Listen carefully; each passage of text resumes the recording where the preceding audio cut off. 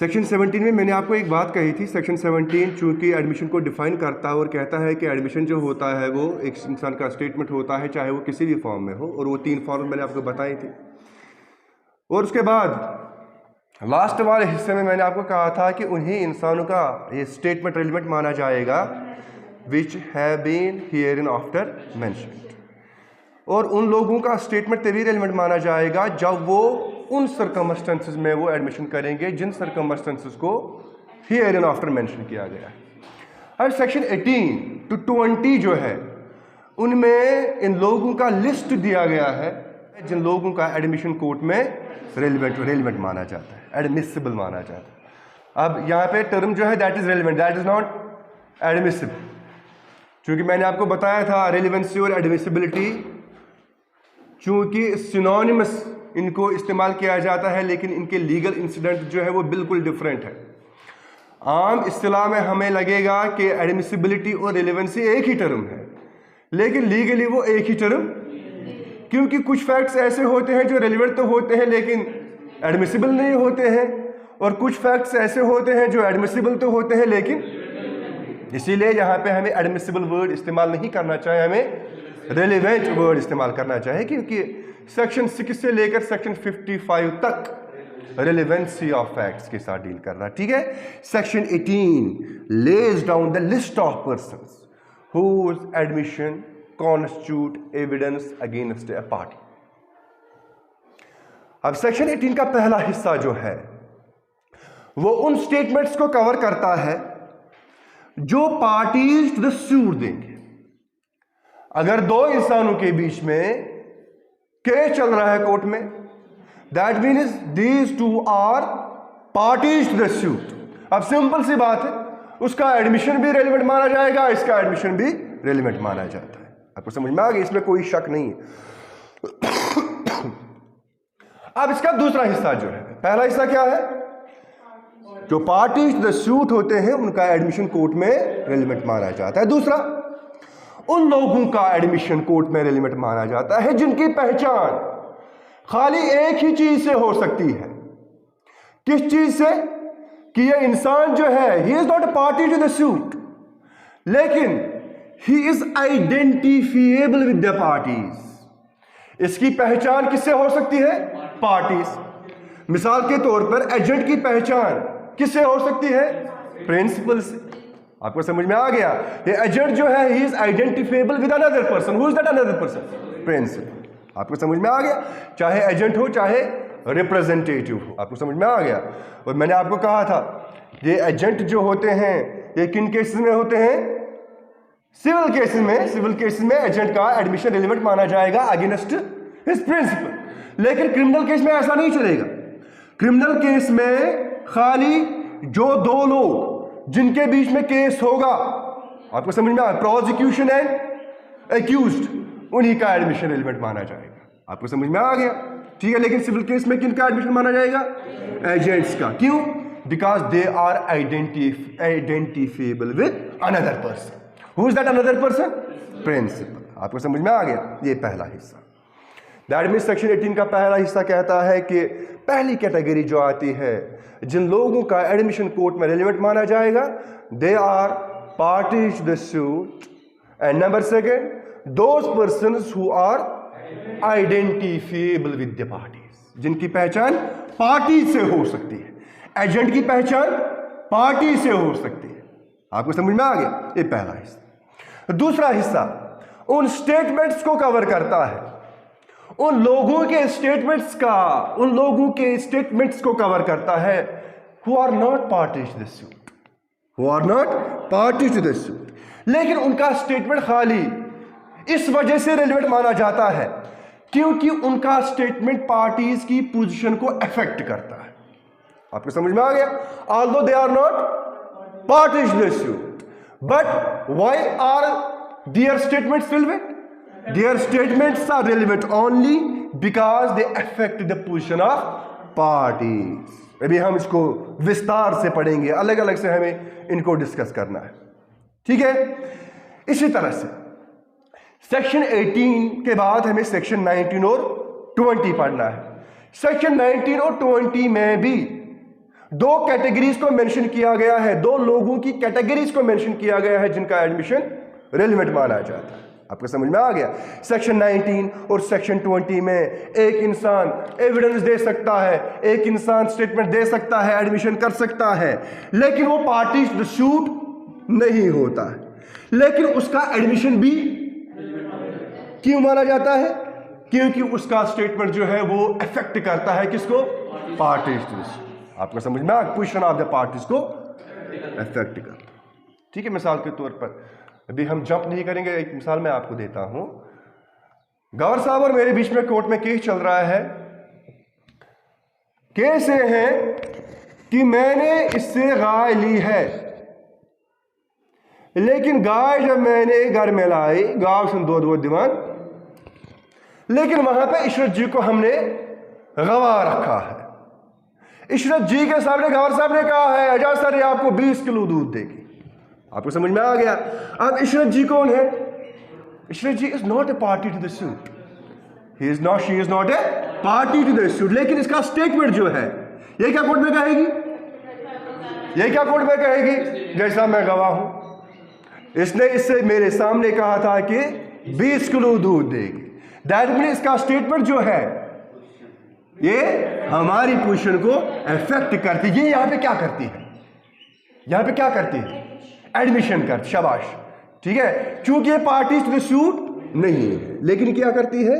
Admission करती है।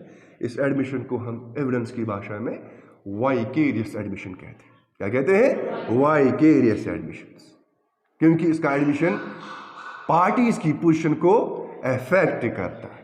या कभी कभी ये कहता है, ये भी हो सकता है पार्टीज को नहीं पता होगा किसी के बारे में। जिन दो लोगों के बीच में केस चल रहा है उनको किसी फैक्ट के बारे में पता नहीं होगा, वो रेफर करेंगे, वो रेफरेंस देंगे किसी और की। वो कोई और कौन है? He is not a party to the suit, he is a stranger to the suit, he is a stranger to the suit. लेकिन पार्टी क्या कहती है? मुझे पता नहीं है, उसे पता है। उसको कोर्ट में बुलाया जाता है कि आप कोर्ट में स्टेटमेंट दे दो। आपको समझ में आ गया? दैट मीन्स वहां पे उसका एडमिशन कौन सा एडमिशन है? Vicarious admission. आपको समझ में आ गया? Because he has been expressly referred to by the parties. Party ने किसकी रेफरेंस दी है? वैसे ही की रेफरेंस दी है। आपको समझ में आ गया? अब जिन लोगों का एडमिशन कोर्ट में रिलेवेंट माना जाता है, चूंकि वो पार्टीज टू द सूट नहीं होते हैं, वो कौन होते हैं?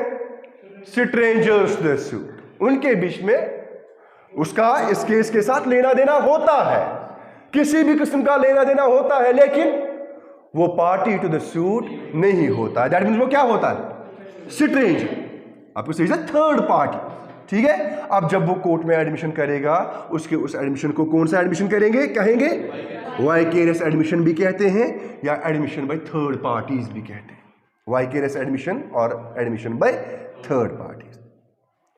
अब जब मैंने आपको अभी कहा जिन लोगों का एडमिशन कोर्ट में रेलेवेंट माना जाता है, उन लोगों का लिस्ट हमें किन सेक्शंस में मिलेगा? 18, 19 एंड 20।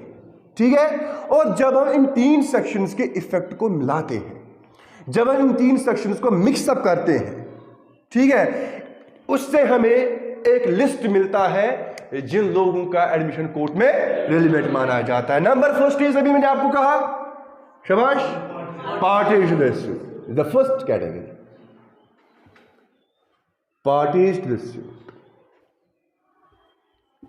शाबाश। Number second, that means agents of parties, agents of parties. Number third, persons occupying representative character।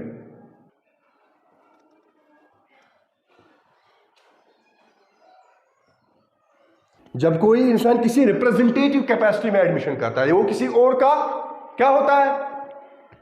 वो किसी और का क्या होता है? रिप्रेजेंटेटिव, नुमाइंदा होता है। आपको समझ में आ गया? और जब वो एडमिशन करता है उस वक्त वो कैरेक्टर सबसिस्टेंस में होना चाहिए। ये मेरा रिप्रेजेंटेटिव है। आपको समझ में आ गया? मेरा बेटा मेरा रिप्रेजेंटेटिव है। ठीक है, मेरा केस जो है, आई एम ए फादर, मेरा केस बी के साथ है। आपको समझ में आ गया? ठीक है, लेकिन मेरा यहाँ पे सी जो है वो मेरा बेटा है। ये सी कौन है? ए का रिप्रेजेंटेटिव। दैट मीन्स यहाँ पे ये किस कैपेसिटी में एडमिशन कर सकता है? इसी रिप्रेजेंटेटिव कैपेसिटी में। लेकिन शर्त ये है कि जिस वक्त ये स्टेटमेंट देगा, जिस वक्त ये एडमिशन करेगा, उस वक्त ये रिप्रेजेंटेटिव कैरेक्टर सबसिस्टेंस में होना चाहिए। सुगुश नासुन तम साथ सीज गुमुत किया, सुगुश नासुन एक्सटिंग्विश गुमुत। ठीक है, कितनी कैटेगरीज आ गई? 3 कैटेगरीज। चौथी कैटेगरी जो आती है, अभी मैंने आपको कहा, parties who are not parties to the suit. उन लोगों का स्टेटमेंट कोर्ट में रेलेवेंट माना जाता है जो पार्टीज टू द सूट नहीं होते। वो कौन होते हैं? Third parties, statements of third parties.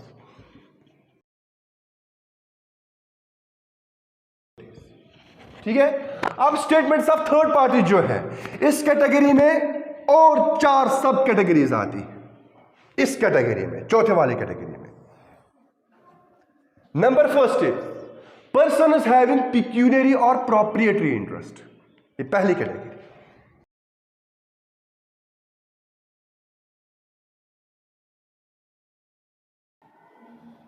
जब भी किसी इंसान को केस के सब्जेक्ट मैटर पे या तो पिक्यूनरी इंटरेस्ट होगा या तो प्रोप्रिएटरी इंटरेस्ट होगा। ठीक है, although he is not a party to the suit, who is ही?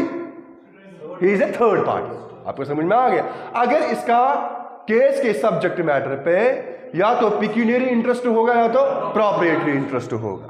ठीक है, अगर नहीं पार्टी टू द सूट आस्तिन के टेम्परेचर स्टेटमेंट इमान रेलेवेंट मान। ठीक है, दूसरा, persons from whom the parties derived the interest. Persons from whom parties to the suit, persons from whom the parties to the suit derived their interest. अलग अलग से पढ़ना है भी इनको। तीसरा, persons whose position is in issue. Persons whose position is in issue. चौथा, persons expressly referred to. Persons expressly referred to. ये persons expressly referred to मैंने भी आपको बोला, पार्टी कहेगी मुझे नहीं पता, इसको पता है। दैट मीन्स पार्टी क्या करती है? उसको रेफर करती है, उसकी रेफरेंस देता है। तो समझ में आ गया?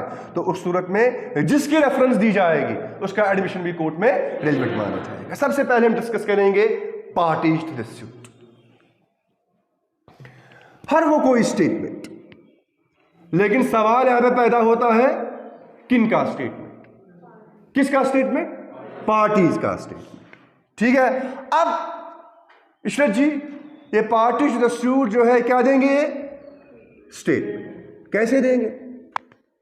ऑरल, डॉक्यूमेंट्री और इन एन इलेक्ट्रॉनिक फॉर्म। इससे क्या होना चाहिए? इन्फ्रेंस सजेस्ट होनी चाहिए। ठीक है, उस इन्फ्रेंस का कनेक्शन किसके साथ होना चाहिए? या तो फैक्ट इशू के साथ या रेलेवेंट फैक्ट के साथ। वो रेलेवेंट होता है, वो स्टेटमेंट रेलेवेंट होता है।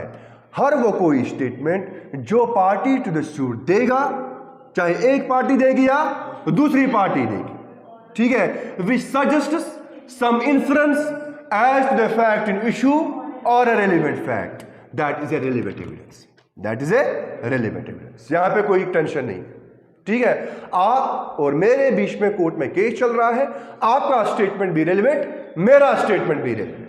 आपके स्टेटमेंट को भी एडमिशन माना जाएगा, मेरे स्टेटमेंट को भी एडमिशन माना जाएगा, बशर्ते कि हम जो स्टेटमेंट देंगे इससे क्या होना चाहिए? एक इन्फ्रेंस सजेस्ट होनी चाहिए कोर्ट को। और वो इन्फ्रेंस किसके साथ होनी चाहिए? या तो फैक्ट इन इशू के साथ या रेलेवेंट फैक्ट के साथ। आपको समझ में आ गया? लेकिन यहां पे एक दिक्कत है। वो दिक्कत ये है कि अगर एक से ज्यादा प्लेंटिफ होंगे या एक से ज्यादा डिफेंडेंट्स होंगे, ये भी हो सकता है। कभी कभी ये भी हो सकता है कि 2 लोग एक ही ज्वाइंटली किसी को केस करते हैं। अब क्या बन गए? इनको हम क्या कहते हैं लॉ की भाषा में? इनको कहते हैं को-प्लेंटिफ्स। क्या कहते हैं? को-प्लेंटिफ्स। इसी तरह से अगर मैं केस करूं एक लड़की को नहीं, एक लड़के को नहीं, बल्कि 2 इंसानों को, वो क्या बन गए? को-डिफेंडेंट्स। आपको समझ में आ गया? अब सवाल पैदा होता है कि यहां पे किसका एडमिशन माना जाएगा और किसका नहीं माना जाएगा। क्योंकि पार्टीज टू द सूट जो होते हैं वो एक से ज्यादा होते हैं। एक्ट, इंडियन एविडेंस एक्ट इसको क्लियरली नहीं बताता है। आपको समझ में आ गया? इंडियन एविडेंस एक्ट ये नहीं बताता है कि अगर एक इंसान प्लेंटिफ कोई एडमिशन करे, क्या वो बाइंडिंग होता है उन दोनों को डिफेंडेंट्स पे या एक ही पे। आपको समझ में आ गया? इसी तरह से अगर एक डिफेंडेंट कोर्ट में एडमिशन करता है, एक्ट इसको क्लियरली नहीं बताता है कि क्या वो बाइंडिंग होता है एक प्लेंटिफ पे या सारे प्लेंटिफ्स पे। आपको समझ में आ गया?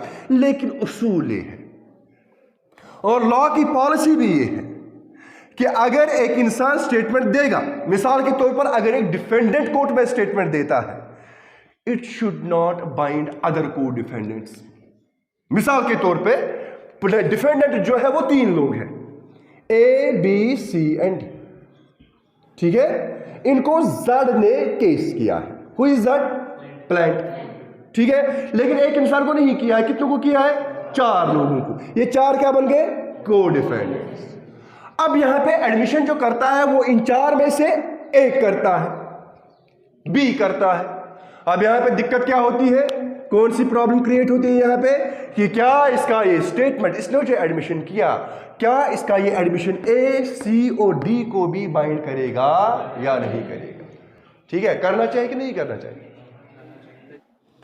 इंडियन एविडेंस एक्ट के भी कहीं पे भी इस चीज को क्लियरली नहीं बताता है कि अगर को डिफेंडेंट्स में से एक डिफेंडेंट या अगर को प्लेंटिफ्स में से एक प्लेंटिफ एडमिशन करता है, सुगोस्नु बाकियन को प्लेंटिफन या डिफेंडेंटों में अगर आकर सुगोस्नु बाकियन को डिफेंडेंटन बाइंड करो, ठीक है? इंडियन एविडेंस एक्ट क्लियरली हमें इस चीज को नहीं बताता है। लेकिन उसूल क्या है, प्रिंसिपल क्या है, पॉलिसी ये है कि that the statement of A defendant should not bind other को डिफेंडेंट्स।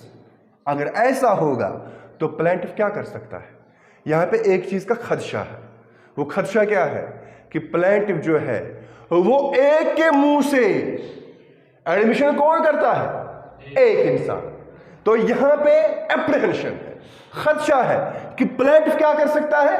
प्लेंटिफ इनका जो एडमिशन नहीं करते, ठीक है, इनका केस डिफीट कर सकता है। किसके मुंह से? किसके मुंह से? एक के ही मुंह से। आपको समझ में आ गया? मिसाल के तौर पर वो इसको करप्ट करेगा, ठीक है? अब अगर for the sake of argument अगर हम ये मानेंगे कि ये बाइंड करेगा A, C और D को, तो प्लेंटिफ क्या कर सकता है? वो इनके केस को क्या कर सकता है? डिफीट कर सकता है, उनको हरा सकता है। खाली उसको क्या करना पड़ेगा? एक के ही मुंह से कुछ बुलवाना पड़ेगा। आपको समझ में आ गया? इसीलिए लॉ की पॉलिसी ये है that the admission which is made by a codefendant, it should not bind other co-defendants because that would be unfair, it will be injustice। किनके साथ? बाकी co-defendants के साथ। that would be unfair, that would be unjust to other co-defendants। ठीक है? that means उसूल क्या है? उसूल यह है कि डिफेंडेंट जो है वो बाउंड होता है अपने स्टेटमेंट से। वो जो कहेगा वो उसी पे बाउंड होता है, बाकियों पे वो बाउंड नहीं होता। आपको समझ में आ गया? क्योंकि एडमिशन जो होता है that is the best evidence, इसमें कोई शक नहीं है। एक इंसान अगर एडमिशन करता है that is considered to be the best evidence. लेकिन किसके खिलाफ? किसके खिलाफ? खाली उस इंसान के खिलाफ जो एडमिशन करे, उसी पे बाइंड है, ठीक है? वो बाकियों पे बाइंडिंग नहीं है। And admission is the best evidence only against the party who makes the admission, not against the party who does not make the admission। Clear हुआ? चलिए, दूसरी कैटेगरी जो होती है that is agents of parties. Party का agent अगर admission करे, अगर पार्टीज का एजेंट, किस पार्टी? कौन सी party? Party to the suit, party to the suit. अगर वो पार्टी का एजेंट कोर्ट में एडमिशन करे, that will be a relevant evidence, इसमें कोई शक नहीं है, ठीक है? Against the party, against the party. मिसाल के तौर पर these are two parties A and B, they are parties to suit, but there is another person C। वो A का एजेंट है। अब यहाँ पे एडमिशन कौन करता है? सी करता है। वो किसके खिलाफ एडमिशन माना जाएगा? बी के खिलाफ एडमिशन माना जाएगा। आपको समझ में आ गया? लेकिन यहां पे एक शर्त है, अगर पार्टी का एजेंट कोर्ट में एडमिशन करे, that will be irrelevant evidence provided, बशर्ते कि, मैंने आपको कहा था शर्त क्या है? तमिस गोस आसुन पार्टी टू द सूट, यहंस एजेंट आस, तम गोस आसुन तमिस एक्सप्रेसली या इम्प्लाइडली ऑथोराइज कोर्मुत एडमिशन करने का। आपको समझ में आ गया? ठीक है। The statement of an agent to a party is a relevant admission provided the court regards under the circumstances of the case. Court को लगना चाहिए, जो केस के सर्कमस्टेंसेस हैं, उन केस के सर्कमस्टेंसेस को मद्देनजर रखकर जैसा आपको ये लगना चाहिए, कोर्ट को लगना चाहिए, क्या लगना चाहिए कि ये एजेंट जो एडमिशन करता है, या तो उसको इंप्लाइडली या तो एक्सप्रेसली पार्टी द सूट क्या क्या होना चाहिए? ऑथोराइज क्या होना, इख्तियार दिया होना चाहिए। इख्तियार किस चीज का? एडमिशन करने का, स्टेटमेंट देने का।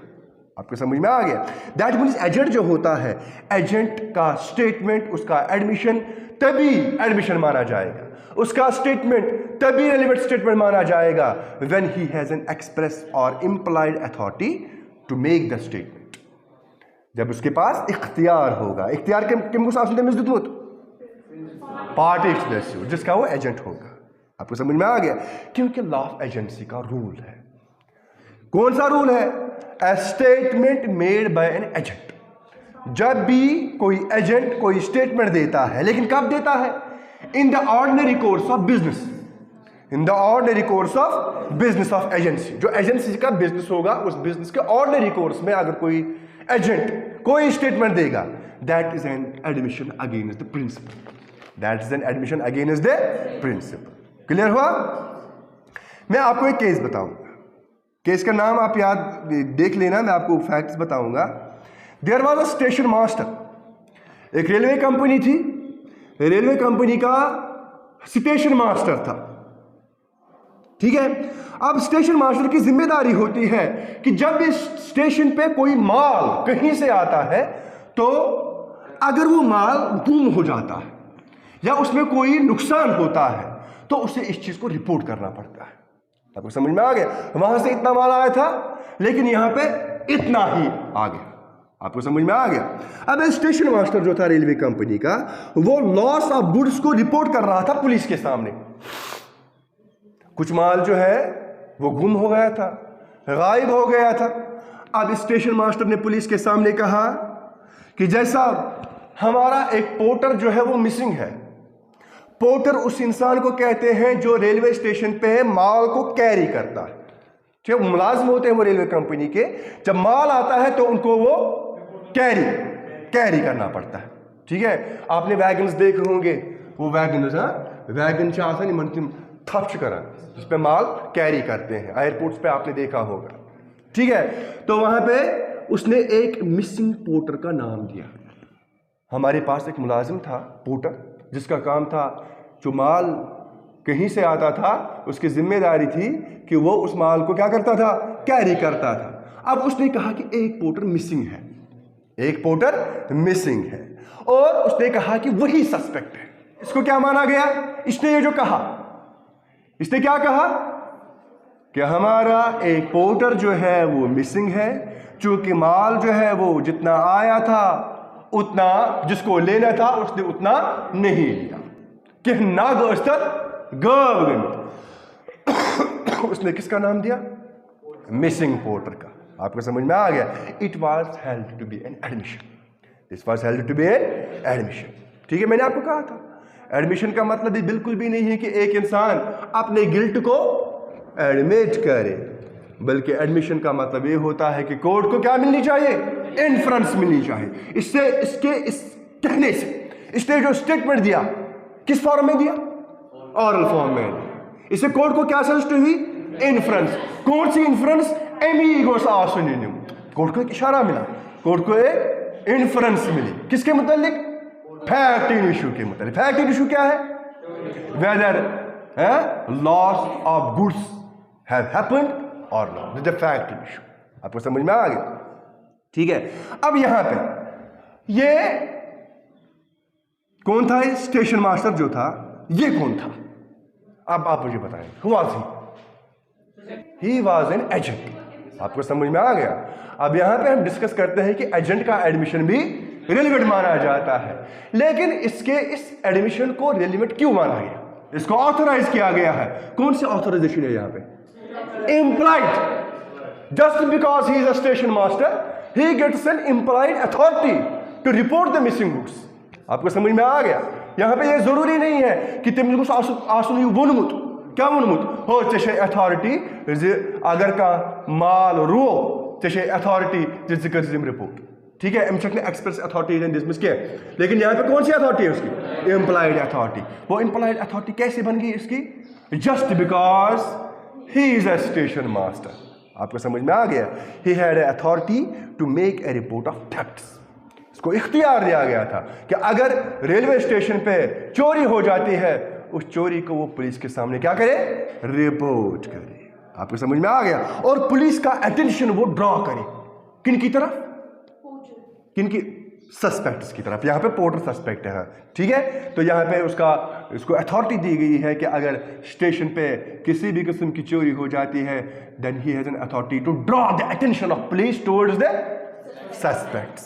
आपको समझ में आ गया? इसी तरह से 10 ऑफ पार्टनरशिप एक्ट 1932 कहता है, क्या कहता है? कोई भी एडमिशन, कोई भी रिप्रेजेंटेशन जो एक पार्टनर देता है, एनी एडमिशन और representation made by a partner, वो एडमिशन, वो रिप्रेजेंटेशन किसके रिलेटेड होनी चाहिए? किसके रिलेशन में होना चाहिए? जो पार्टनरशिप फर्म होगी। आपको समझ में आ गया? अगर आप पार्टनर बने, जैसे मैं गए घर जरा से लड़ाई, मैं तुम्हें नस्ते मुख, ठीक है, क्या उसका वो एडमिशन, उसका वो स्टेटमेंट बाकी पार्टनर्स को बाइंड करेगा? नहीं करेगा। आपको समझ में आ गया? मैंने आपको कहा था किसमें? वाइकेरियस लायबिलिटी में, principal agent, master and servant and partners. अगर एक पार्टनर कोई एडमिशन करता है, कोई स्टेटमेंट देता है, that is considered to be the statement of all the partners. लेकिन शर्त क्या है? शर्त क्या है? क्यों वो सारे पार्टनर्स को बाइंड करेगा? The statement has been made in the ordinary course of business of the firm। जो बिजनेस वो चला रहे हैं। आपको समझ में आ गया? पार्टनर्स क्यों बनते हैं? in order to carry the business। आपको समझ में आ गया? अब एक इंसान तो पार्टनर नहीं रहेगा। पार्टनरशिप के लिए क्या जरूरी है? दो या दो से ज्यादा इंसान जब किसी बिजनेस को कैरी फॉरवर्ड करते हैं, ठीक है, तो उसके लिए वो एक फर्म बनाते हैं। आपको समझ में आ गया? And concerning the affairs of the firm, अगर उनमें से कोई भी इंसान, कोई भी पार्टनर स्टेटमेंट देता है, that will be considered as the statement of all the partners. आपको समझ में आ गया? सेक्शन 10 ऑफ पार्टनरशिप एक्ट 1932 यही कहता है, एन एडमिशन और representation made by a partner concerning the affairs of the firm is evidence against the firm, is evidence against the firm. वो खाली उस पार्टनर को बाइंड नहीं करेगा जिसने वो स्टेटमेंट दिया, बल्कि वो सारे पार्टनर्स को, सारी फर्म को बाइंड करेगा। आपको समझ में आ गया? बशर्ते कि if it is made in the ordinary course of business of the firm. अगर सुगारी जैसे उसमें लगो खानदार निमुख, that will not bind another partners. आपको समझ में आ गया? इसी तरह से अगर कोई पार्टनर किसी डेट को एक्नॉलेज करेगा, क्योंकि 4 पार्टनर्स हैं, 4 पार्टनर्स में से एक पार्टनर इस चीज की तस्दीक कर रहा है, इस चीज को एक्नॉलेज करता है कि अच्छु कार्य हो तुम, वो इस डेट को क्या करता है? एक्नॉलेज करता है। दैट मीन जब वो एक्नॉलेज करता है, वो क्या करता है? एडमिशन करता है। एडमिशन कैसे करता है? स्टेटमेंट देके। आपको एडमिशन हमेशा कैसे होता है? स्टेटमेंट से, चाहे वो स्टेटमेंट ऑरल हो या डॉक्यूमेंट्री हो या इलेक्ट्रॉनिक हो। ठीक है? The acknowledgement of debt by a partner is an admission against the firm. ठीक है? इसी तरह से लॉयर की पोजीशन जो है, अगर लॉयर कोई स्टेटमेंट देता है जो स्टेटमेंट उसके सामने अपने क्लाइंट ने कहा था। आपको समझ में आ गया? हमें प्रिविलेज्ड कम्युनिकेशन कल आकिब साहब ने चढ़ाया था इस पे, ठीक है। प्रिविलेज्ड कम्युनिकेशन वो कम्युनिकेशन होती है जब दो इंसानों के बीच में कोई कम्युनिकेशन होती है, लेकिन लॉ की पॉलिसी ये होती है कि उसको डिस्क्लोज नहीं किया जा सकता। मिसाल के तौर पर the communication which is made between husband and wife, section 122। इसी तरह से सेक्शन 123 में कहा गया है कि if the communication is made between a client and a lawyer. आपको समझ में आ गया? इसको भी कोर्ट में डिस्क्लोज नहीं किया जा सकता, क्योंकि इनके बीच में जो रिलेशन होती है वो कोई ऑर्डिनरी रिलेशन नहीं होती है। That relation is based on trust, that relation is based on confidence, that is a fiduciary relation. आपको समझ में आ गया? अगर वकील कोर्ट में ये कहेगा कि जैसा मेरे क्लाइंट ने मुझे कहा है कि मैंने कत्ल किया है, तो क्लाइंट जो होते हैं उनका भरोसा उठ जाएगा। किनसे? अपने वकीलों से। कोई भी वकील को हायर नहीं करेगा। That's against the public policy. आपको समझ में आ गया? लेकिन अगर क्लाइंट ने यही से कहा होगा, या तो उसने अपने वकील को, अपने एडवोकेट को, अपने लॉयर को एक्सप्रेस अथॉरिटी दी होगी या इंप्लाइड अथॉरिटी दी होगी। आपको समझ में आ गया कि जब आप बोल सकते हो, दैट मीन्स उससे जो प्रिविलेज मिली थी, लॉ ने उससे जो प्रिविलेज दी थी, कौन सी प्रिविलेज? कि इस कम्युनिकेशन को डिस्क्लोज नहीं किया जा सकता है, वो उस प्रिविलेज को क्या करता है? वो उसको वेव ऑफ करता है। उसे कहते हैं वेव ऑफ। क्या कहते हैं? वेव। तीसरा एक्सेप्शन देख लेना, वेवर ऑफ प्रिविलेज उसमें है, ठीक है। जब किसी इंसान को प्रिविलेज दी गई होती है लेकिन वो कहता है कि मुझे जरूरत नहीं है, वो दूसरे इंसान को इजाजत देता है कि मैंने जो आपके साथ कम्युनिकेशन की है, आप इस कम्युनिकेशन को कोर्ट में डिस्क्लोज कर सकते हो। दैट मीन्स वहां पे वो अपनी प्रिविलेज को वेव ऑफ करता है। इसी तरह से अगर कोई क्लाइंट अपने वकील को कहता है, चाहे उसको एक्सप्रेस अथॉरिटी दे या इंप्लाइड अथॉरिटी दे, कि वकील साहब मैंने जो आपसे कहा है आप उसको डिस्क्लोज कर सकते हो, ठीक है, तो उस सूरत में ऐसा हो सकता है। That will be considered as an admission. उस क्लाइंट ने क्या किया है? एडमिट किया है। आपको समझ में आ गया? लेकिन इस अथॉरिटी को छोड़ के लॉयर का कोई राइट नहीं होता है वो किसी चीज को डिस्क्लोज करे, जो चीज, जो बात उसके सामने किसने कही होगी? क्लाइंट ने कही होगी। लेकिन क्लाइंट ने अगर यही से कहा होगा कि आप डिस्क्लोज कर सकते हो, उस सूरत में हो सकता है। Thank you.